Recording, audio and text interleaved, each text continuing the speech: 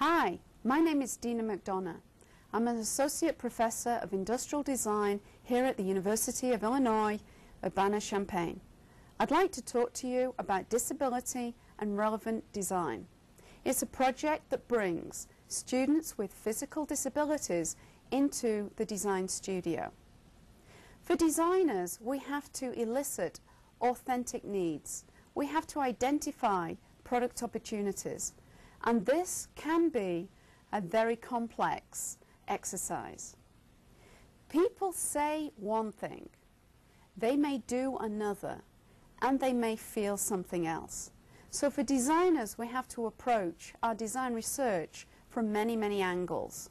We have to learn the vernacular of the user, and we have to identify the actual need, not the perceived need. So what I'm showing you here is the traditional designing process. The designing process is made up of identifying a need which is encapsulated in the design brief. We then explore using empathic design research. We then allow a little time for incubation, and then we begin the concept generation stage.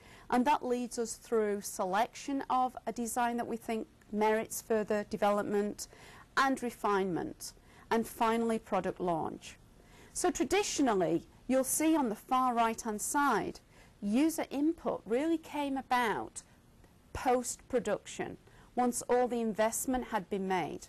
And at that point, it's almost too late. Then I would say 15 years ago, we discovered the user. We realized we had to get the user more integrated into the designing process and ultimately into the decision making. Where we are today is we have a shift in demographics. Our population is changing. Expectations and needs are becoming more significant to people, and so we are pursuing empathic design. Empathic design is at the far left-hand side of this model, and this is bringing the user into the designing process at the point that we identify the authentic need. I'd like to take you through the course, Disability and Relevant Design.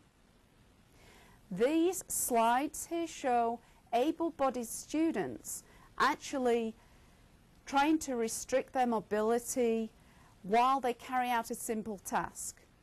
And whilst this is just dipping your toe into an immersive experience, it clearly highlights there is an awkwardness when we develop impairments and disabilities. I'm often asked, what are good examples of empathic design? Empathic design takes everyday objects and actually looks at them through a new lens. So it doesn't mean throwing technology at a problem. It may be just really watching how people use objects. And we have two very fine examples. We have Oxo Good Grips, who actually designed positive experiences for people. These products that they've designed were aimed at people with arthritis, but because they didn't allow a stigma, a visual stigma, to be part of the final outcome, everybody benefits.